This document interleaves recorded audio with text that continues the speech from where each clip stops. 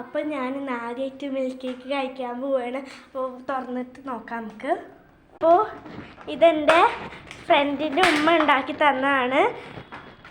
അപ്പോൾ നമുക്ക് ടേസ്റ്റ് ചെയ്ത് നോക്കാം.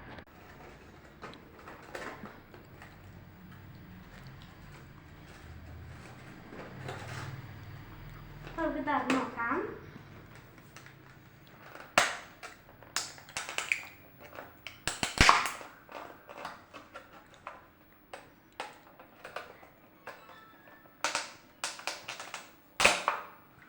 അപ്പം നമുക്ക് ഇനി പാലൊഴിക്കാം കേട്ടോ.